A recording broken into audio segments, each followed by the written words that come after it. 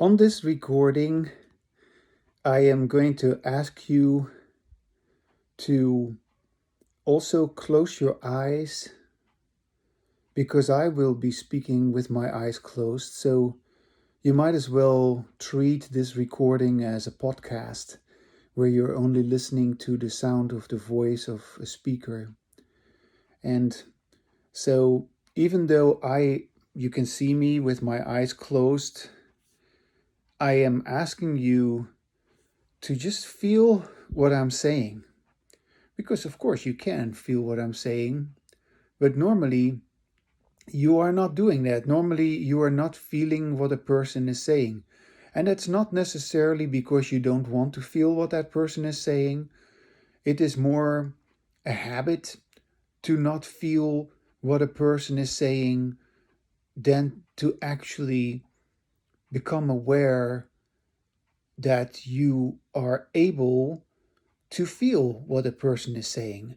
And the reason for this is the reason you actually block out what you feel when a person is saying, the reason that you're used to that is because you usually are listening to people you do not like to listen to.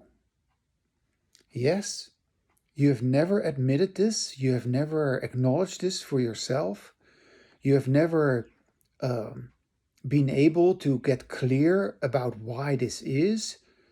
But the majority of people that you keep listening to day in, day out are actually not people you like to listen to. If you would be honest with yourself, which you aren't because your usual way of talking prevents that, you would actually begin to say to yourself, oh my gosh, what is going on? I always am listening to people who I don't like to listen to. And, of course, I have problems listening to people I don't like to listen to. Yeah. I mean, I wouldn't have any problem listening to someone I like to listen to. And it's very obvious that I always have problems with people that I don't want to hear. So, from that point alone, you can deduce a whole bunch of conclusions about why communication is as bad as it is. Because we keep speaking with a sound which listeners don't like to listen to, generally speaking. Okay, so why do you believe that is?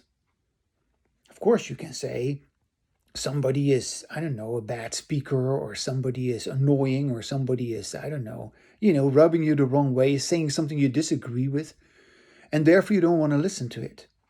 But my point here is that there is something very specific about the speaker's sound which you do not like to hear. You do not like to hear the sound of a speaker who has what I call an embodied sound. My sound is an embodied sound, and you don't like to listen to this sound. I'm not saying that you like to listen to the disembodied sound, but you rather listen to the disembodied sound than to the embodied sound. Isn't that weird? Isn't that weird? So you are used to listening to disembodied sounding speakers, and you are not used to listening to embodied sounding speakers like me. You are not used to a speaker you like to listen to. You are not used to a speaker who makes you feel at ease, who makes you feel calm, who makes you feel that there is no problem listening to this speaker, who makes you feel that you are listening to a speaker who is listening to himself, listening to herself. You're listening to a different kind of speaker. You're not used to listening to such a speaker. And because you're not used to it, you immediately block it out because you want to stay with the familiar. You want to stay with the speaker who you don't want to listen to, who you don't like to listen to, who you have problems listening to. Isn't that weird? Yes, it is. It is because you have never focused your attention on why there is a difference between a speaker who listens to himself, like me, who has embodied language, or a speaker who doesn't listen to himself and who is trying to get an audience to listen to him or to her. Or, yeah, you're busy listening to a speaker who is not listening to himself, and you are, of course, with that kind of listening to the other person, putting a lot of effort in understanding that person,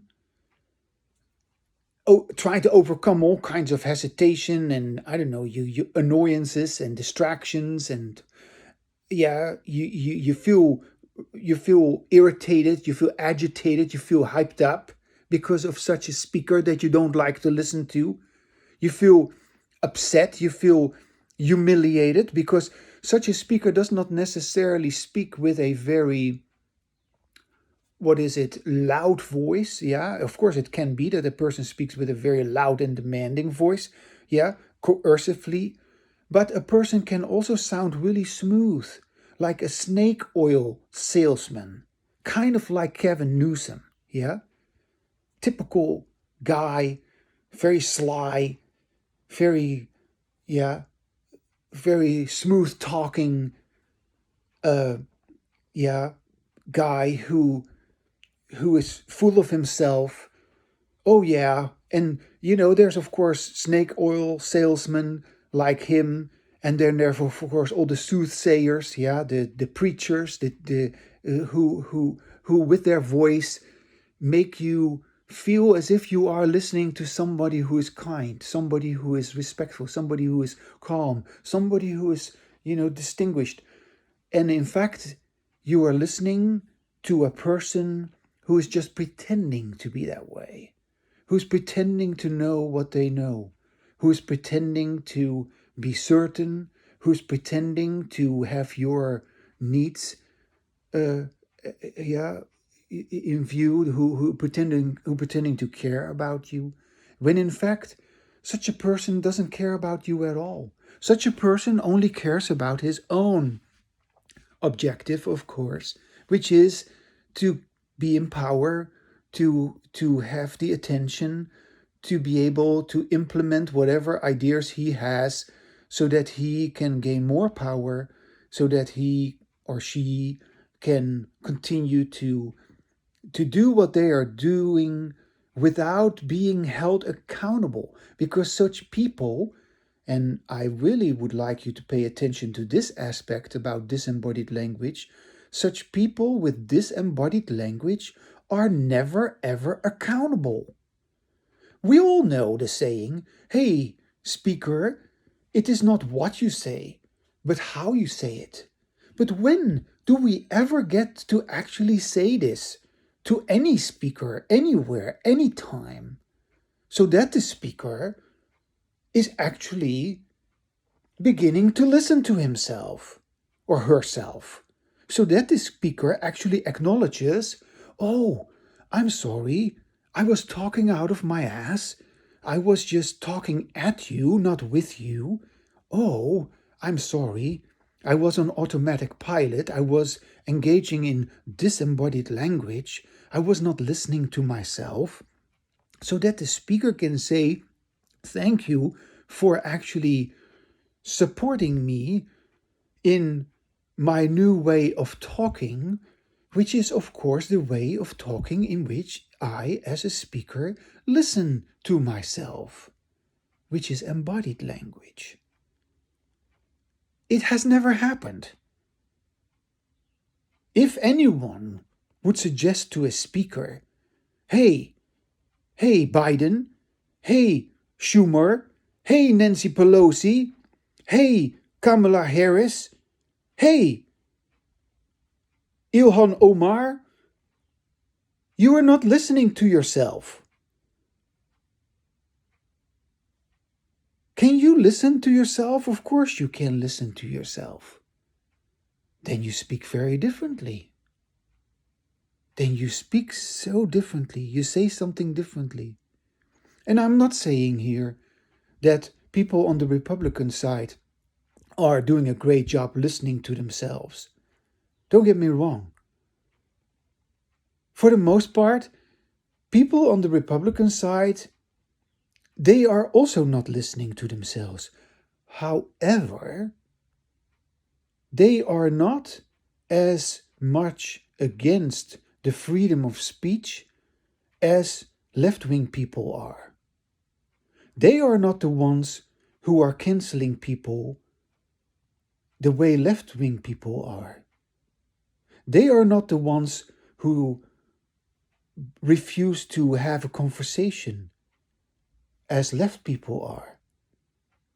So this is why I rather go with the disembodied language of the Republicans, who still have some appreciation for the freedom of speech, because left-wing people have wholesale abandoned actually the freedom of speech. And they don't care at all about what anyone says. They will just shut you down. They will scream you down. And of course, they always do so with disembodied language. So my point here is, if there's going to be any sort of reaching across the aisle, which of course is unheard of in this day and age, but reaching across the aisle, what does that mean? It means that I step out of what I'm familiar with and allow something that I'm not familiar with. Or it means that I step out of my, predetermined narrative, and I'm willing to sort of compromise on that narrative to supposedly accommodate more of that other narrative, which completely contradicts my narrative. Yeah? All of that, by the way, is of course disembodied language. All of it. Yes, politics is all of it disembodied language. Let's just make no mistake about it. However, there is disembodied language which is a closer approximation of embodied language than other disembodied language. Yes? And that is, of course, the disembodied language which is still in favor of the freedom of speech, which is still in favor of the fact, like, well, you know what? You may not like what I say and you may hate what I say, but I still have the freedom to say that. And you cannot just shut me up. You cannot just prevent me from having my say. You cannot just, you just block me from publishing something, or, that is not allowed. That is against the freedom of speech. Yeah. And if you are doing that as a company, for instance, if you do this, social media, then you are basically against American values, because America, the country of individualism, is based on the freedom of speech. And if you are against that, then you are actually, in my opinion, you're breaking the law. So disagreements are to be allowed. Yeah? And disagreements are to be even talked about. And yes, I can go with my disembodied language against your disembodied language. Of course, we can both have disembodied language, and you can scream at me all you want. I can scream at you all we want. We can have an incredible encounter if you want to. Yeah, an encounter where we just both raise our voice and call each other names. I mean, it is already happening. Interestingly, primarily on the left side. Yeah.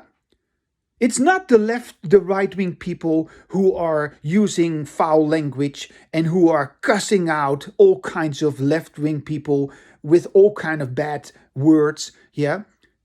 Completely losing any sense of, decorum, any sense of, proper conduct. No, it is the left who is doing that, primarily. Let's make no mistake about it. And if anything, people on the right are actually more law-abiding. They are actually more polite. They are actually more, also more kind in that sense that they allow for proper conversation.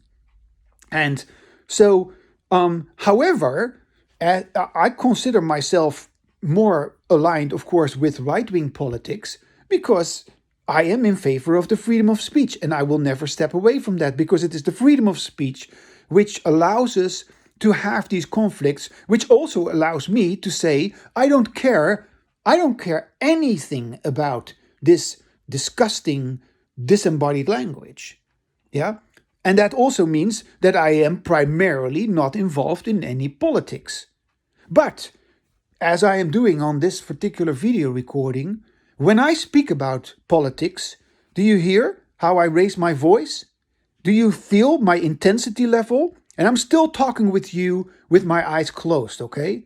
I'm still letting you know that this is my opinion. Yeah? This is where I stand. I will vote for Donald Trump, yes. I will vote against Biden, who is using all kind of foul language to, I don't know, to accuse half of the population of America. It is just absolutely horrific how this man is doing this. How can anybody in their right mind, I don't believe in a mind, but okay, you do. So how can anybody with any decency can be in favor of this man who is so blatantly having no respect at all for the freedom of the individual? It is just appalling. And it's really making a very bad impression, if you ask me, as a newcomer, because I'm relatively new to the United States. I came here in 1999, but as a new American, because I still consider myself a new American, I feel that this is very much tarnishing the image of America across the world. I don't believe at all that Biden is in any way promoting what individualism stands for. And the left-wing media is doing a very bad job in terms of holding Biden's feet to the fire about this issue. We are continuously being trampled on, we the people. We are continuously completely ignored, basically, in our rights, our civil rights that are, embedded in the Constitution. And I feel, as a new citizen with my limited knowledge, I feel completely insulted. I came to the United States as a legal immigrant. Yeah, I am married with a Chinese American wonderful woman. And, at the time that I came to the United States, I want you to know this. Yeah, I came to the United States for the first time as a tourist on a visum. Yeah, and my wife, who was then not my wife, she came to Holland. Yeah, back in the days, long time ago. She came to Holland. She was on holiday, on vacation in Holland, and that's how we met. Okay, we got together. We met each other. Long story short, she left again to the United States where she was living. And I decided I want to be with that woman, yeah? And I came to visit her on my tourist visum. And I lived for half a year on my tourist visum with her in Sacramento, yeah? Okay, that was wonderful. That was my first taste of the United States. I loved it. I loved it from the moment I got here. I loved it. I felt like, oh, this is great. I started doing all kinds of things which I never did in Holland. And so, bottom line is, my visa was running out in half a year, and I was just having to go back again to Holland. And so I got back to Holland with my flight ticket, and I went back again on the plane. And the first thing I did when I came to Holland was renew my visa. And I went back again to America to be with my then girlfriend. And we were seriously involved with each other. We wanted to be together. Well, another half year passed. And yes, I did, as a newcomer, as a tourist, yeah, I did maybe bad things in the sense that I was helping her out a little bit. She was having a job as a salesperson, and I did a few things here and there just to help out. I'm not very much of a salesperson myself, but in any case, I helped her out. Whatever, it wasn't not really a big deal. She was selling insulation at the time, and I went with her. And but in any case, another half year went by in no time. My visum ran out again, and I had to go back again to Holland, and I wanted to renew my visum for a third time. And lo and behold, I got my visum renewed. And so I was just traveling here as a tourist, yeah? But upon arriving in the United States, I got stopped at the airport by the immigration. And they were looking at my passport. They saw that I had already been here twice half a year, and they were curious, or they were suspicious. Why is he here again? And I said, oh yeah, well, my girlfriend, and I want to be with her, and we have plans. And well, long story short, they figured out that I wanted to stay here, that I wanted to get married with her. We were actually having plans to get married in Las Vegas in one of those little chapels there, where you can just do it like that. Anyways, I was taken to prison that time at the airport. My airplane arrived in Seattle, and my then girlfriend, she was waiting for me at the airport in San Francisco, but my inland air trip from Seattle to San Francisco never happened because I was arrested in Seattle and put into a jail for a whole day without anybody telling me anything. I was in prison for a whole day with, I don't know, there was a big room with many different people in there. It was totally creepy. I didn't know what was happening, what was going on. I spent the whole day in that cell, and then at the end of the day, I was told that I was going to be taken back to the airport where I was going to be flown back to the Netherlands in that very same plane. Yeah? Just imagine what that's like. I was flown back, and then at the very last moment, I was allowed to actually make one phone call. And then I talked with my then girlfriend, Bonnie. I said, yeah, I was caught, and I just thought I could just wing it, that I would just get through. But no, they caught me, and I don't know, they went through my address book. They saw that I had connections or that to have been here twice half a year. Anyways, I was sent back, and I'm going to fly back in a couple of minutes. It was horrible. She had come all the way from Sacramento to San Francisco, where she was waiting in vain for me, and I did not come. And so here I was back in the Netherlands without the love of my heart, whom I have now been married with for more than 33 years. Anyways, I was in the Netherlands. She was in America. She then basically wrapped up what she was doing there, and she flew to Holland, where she, also on a tourist visa, could not work. And so she stayed with me for a while. And then in Holland, we got married. And then she could be working in Holland. And then my wife, she got her MBA in the Netherlands. She had a big career there, actually. And she loved to live in Holland. We lived then in Holland for 13 years. But I was completely banned from the United States because I supposedly had lied to the INS, which is just totally, ridiculous, because I was in love and I just wanted to be with her. And it was horrible. But then luckily she came to live with me, and then, our life. And then I went through endless apologies, writing letters to the embassy, how sorry I was that I had done what I'd done and that I wanted to be with her. And anyway, years and years went by. I could not go to the United States. My then wife was allowed still to go to the United States, of course, because she's a U.S. citizen.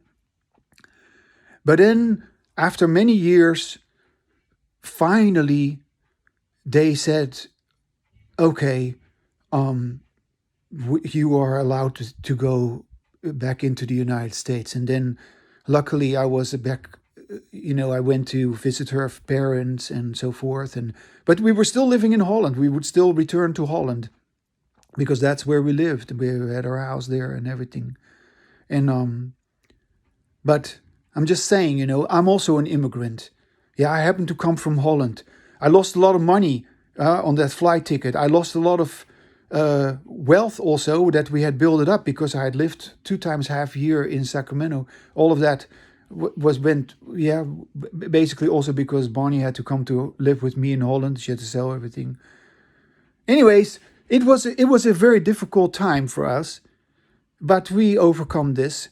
But did the INS ever pay for me as an immigrant? Did America ever do anything for me in that sense as an immigrant? Nothing, no.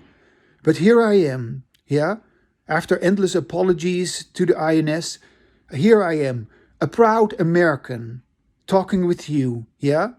And having totally changed also in my ways, because of course I was immature, and yes, I was stupid that I did all this. But yeah, what can one say, One is young and one wants what one wants, and I was opportunistic, and I just believed that I would just get in. But I'm just letting you know where I'm coming from. And I understand why people seek economical advancement and all that kind of stuff. But they have to come here legally. And there are laws. Yeah. And that goes the same for any country, in my opinion. If you do not stick to the laws, then what is a country? Then there is no country. And that is what I feel the left is actually doing. They basically want to open the borders. They want to let all these people in. And they want to, of course, have these people vote left wing, to beat any kind of Republican ideas, conservative ideas, which, by the way, are values which are closer to my heart than left-wing ideas. Although, I must say, I am not in favor of any religion, But on the whole, conservatives' values are more in line with my way of life than left-wing values, which promote, for the most part, group behavior and which go at the expense of individual behavior. Okay, now, I've talked with you now for some time, and with my eyes closed, you've heard what I've said, Now feel that this is my embodied language. This is my embodied language which goes right against your disembodied language. Your disembodied language, which is just appalling, which is disgusting, which is inhuman, which is in fact totally disrespectful, which has, in my opinion, no intelligence to it. Disembodied language is basically the language in which a speaker does not listen to himself and in which a speaker is in fact only trying to dominate the listener. I'm telling you, you are not allowed to dominate me. I'm an individual and I will always be different from you. I will stand my own ground, and I appreciate every individual who is independent and who wants to be free and who don't want anybody to tell him what to do or what to believe and how to speak and all that kind of nonsense that they're trying to push down my throat from the left-wing media. Nobody's going to do this. I will leave you behind, and I claim to know that your disembodied language is on its deathbed, because disembodied language is not the future of the world. This language that I speak about, which is embodied language, that is the language of the future. And now I'm opening my eyes, and if you look at me, you can see that I'm talking with you. Yes, I'm talking with you. I'm talking with you with your horrible disembodied language, which is ruining this world. And it doesn't matter whether it is in the name of your left-wing ideas or whether it is elsewhere in the world of all kind of, doctrines that people have, all kinds of theories that people have. Disembodied language is the enemy of mankind. Believe me, or you don't have to believe me. You can figure it out for yourself. Begin to listen to your own sound. Begin to listen to your own sound and recognize that not listening to your own sound is in fact connected to all your unhappiness, to all your problems, to all your stress, to all your worries, to all your anxieties, to all your anger, to all your frustration. I am not saying anything that I'm saying here today out of my frustration. I'm saying this out of my clarity, out of my ability to formulate exactly what I want to say, because I want you to understand this. And whether you are going to or not is not my problem. It's your problem that you don't understand this. Yeah. So this is kind of where I want to leave it. And you need to experiment for yourself with what embodied language is and what disembodied language is. And unless you do that, you are just heading for your own disasters like everybody else who is engaging in disembodied language. With embodied language, like I have, you are going to have a great future. You're going to be a free individual.